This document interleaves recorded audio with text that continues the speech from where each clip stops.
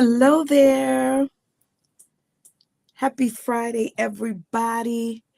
It is your girl Robin, and I am on with Let's Talk Church.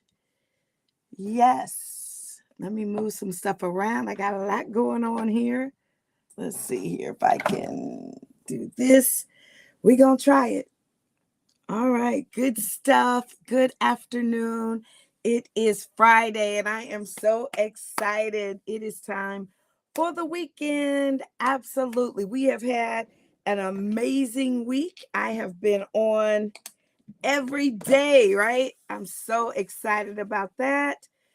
I just went and washed my hands, put a little lotion on. All right. So today I'm going to be talking about if teamwork makes the dream work, how? All right. For those of you that have not hung out with me, I am Robin Ware, and I'm a church consultant. I'm so super excited to be on with you. I'm so blessed that I get to work with churches and pastors and leaders, and I help them to operate in excellence. I do a lot of leadership workshops, and I just completed my degree. Let me show y'all. I got my little invitations here. So super excited. Yay. Let me show you. Come on out. There it is. Virginia Union University. And let's see here. It says, I know you can't read it, but it says that your girl is graduating May 11th with a Master of Divinity degree, and summa cum laude, which means I have a 4.0. Woohoo! So super excited about that. So I'll be sharing more about that. Graduation's coming up May 11th. So I'm working on my, digital invitation, all that good stuff, because I am going to have a celebration and I would love for you to participate. I am doing a live event as well as a virtual event. So you're all invited. But let's get into today's teaching. If you are not following me on YouTube, Facebook, Instagram, please make sure you do. Your girl is working on, my first priority is to get monetized on YouTube. I've got my followers, thank God for that, but now I need to get my watch hours. So if you have to come back and watch this, please go back and watch it on YouTube, because I'm going to take it down from Instagram, all right? So let's get started today talking about if teamwork makes the dream work, then how?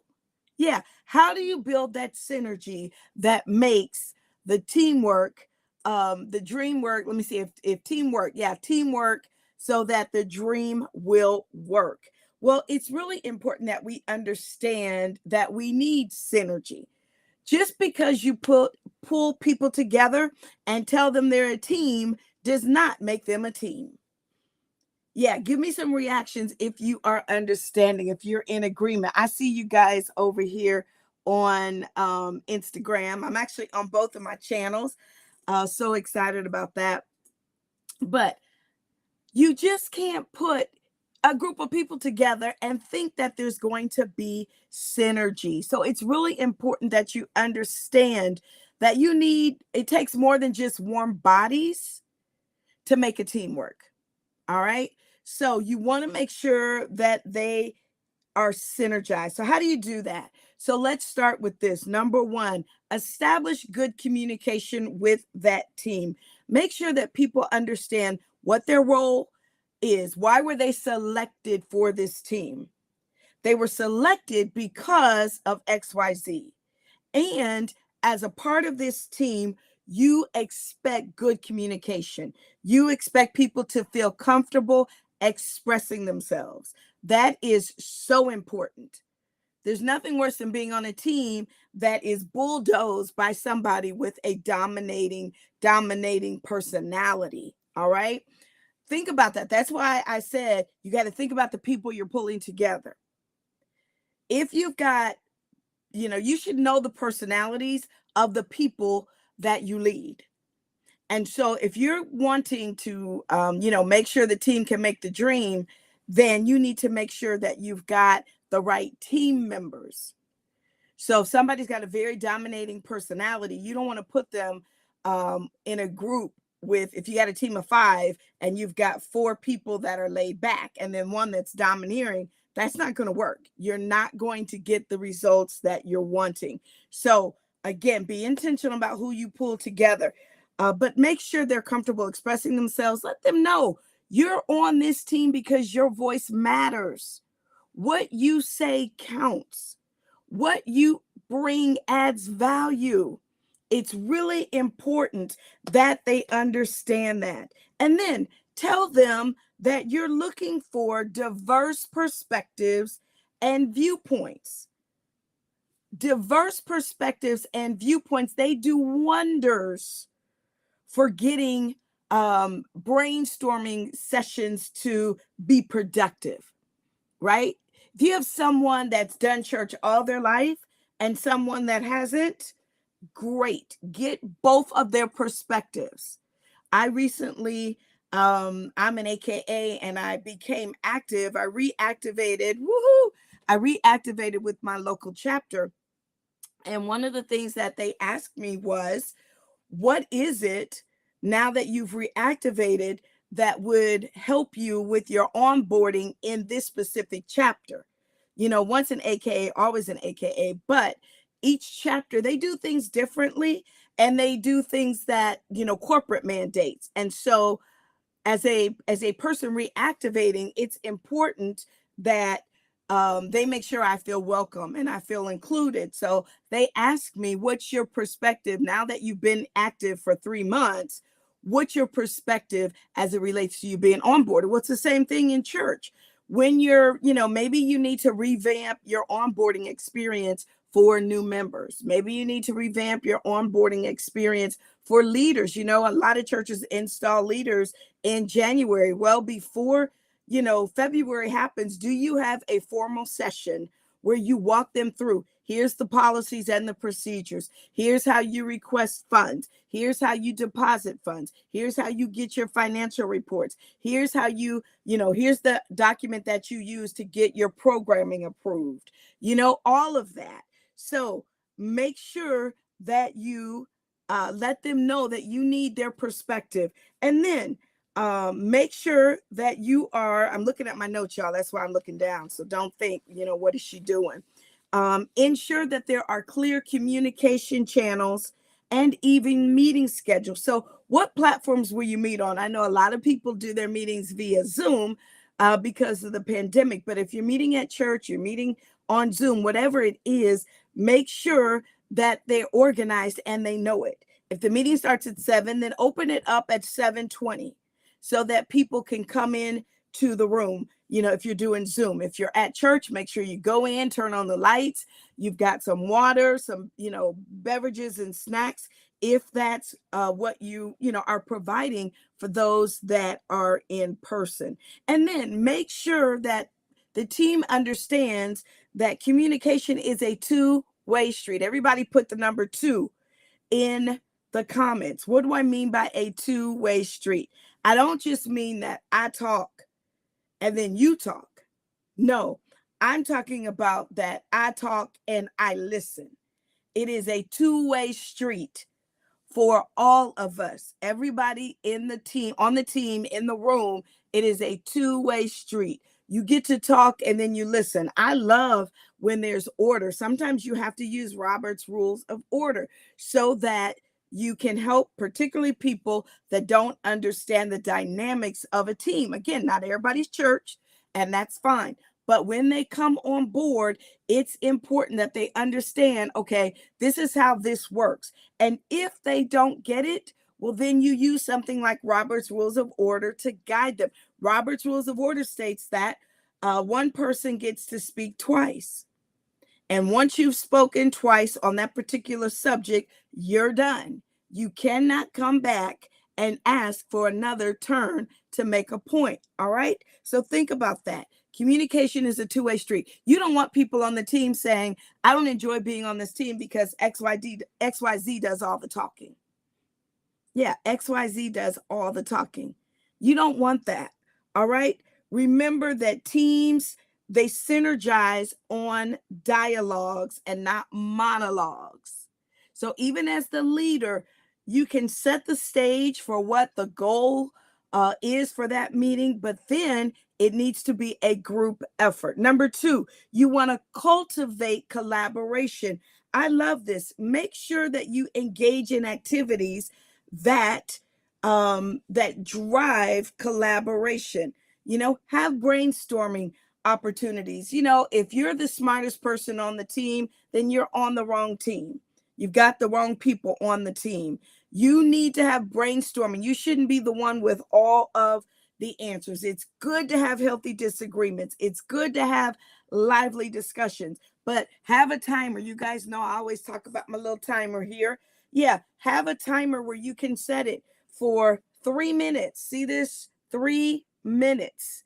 It works 3 minutes. And then that way they have to yield the floor. I know you're saying, do you have to be that formal, in church? Absolutely. This is the business side to ministry, right? Remember that the best ideas are nearly always devised during a period of collaboration. All right, let's keep going. This point, talking about if teamwork makes the dream work, how? Be open to agreeing to disagree, but being able to move on. All right? You don't have to agree with everything the team is saying, but you're part of the team. And so you're going to agree to disagree and keep it moving. You're not going to monopolize or bulldoze until you get your way. You're not a 3-year-old. All right? You're not a 3-year-old. Good. She said, this is great one-on-one leadership training. Absolutely. Thank you. It's so important that I'm talking to you. I've got multiple cameras going, y'all. But I'm talking to you because it's important that you're not the culprit. Are you the one that people doesn't want to come to meetings? Are you the one that people say, I don't really want her on the team? I think I'm pretty smart. But I'm pretty smart because I understand that I listen to other people. I take in their opinions. I'm very strategic in team meetings as to how I position my questioning. I could say, well, as a church consultant, I know this. That's not what I say. I'll say things like, well, what is your experience as it relates to XYZ? What have you seen? Because I don't want to intimidate the table because I'm a consultant. So even if they say things that I don't find to be true or correct, sometimes experience is the best teacher. Sometimes God wants to teach a lesson. And so I get out of the way to allow that to happen. And I know that can be an uncomfortable place to be. But I don't tell God how to do God stuff. That was good, wasn't it, y'all? Write that down. I don't tell God how to do God stuff. So my trust is in him. And so just like I have to go through and learn things, so do other people. And so there's no reason for you to get all bent out of shape because people aren't going along with what you are saying. All right. Then lead by example. That's kind of what I just was saying. Lead by example. Building team collaboration, it will not happen overnight. All right. The best approach is just to set the example. And I'm really, I focus on that. That's why I show up on time. That's why I come ready with an agenda. Here, I've got notes that I'm reading even for this teaching. I'm just not here willy-nilly telling you what's on my mind. No, I did research. Sure, I think some things about building teams and making, creating synergy, but I also am open to learning. So I did some homework. I did some research. So make sure that you lead by example. And soon you'll notice that your team will lead by your example. I have people that say to me, oh, I know serving on a committee with Elder Ware, it's going to be excellent. That's right. So when they show up, they know they're going to have a handout, they're going to have a timeline, and I'm going to stick to the time. All right? I'm going to start on time and I'm going to end on time. And then I want you to encourage diversity and inclusion. Don't just have all women, don't just have all men, right? Don't just have churchy people, don't just have people with degrees, don't just have people from the family of the church, right? I want you to be diverse and inclusive. Include younger minds, include older minds, some of the seasoned saints. Y'all, I'm a seasoned saint. You see all this gray? I am a seasoned saint, and I'm okay with that. So when I show up and, I look around the table, I want to make sure that wisdom and experience are at the table. Type that in the comments. Wisdom and experience should both be at the table. It's really important if you want to build synergy with your team. I'm talking about teamwork makes the dream work. How?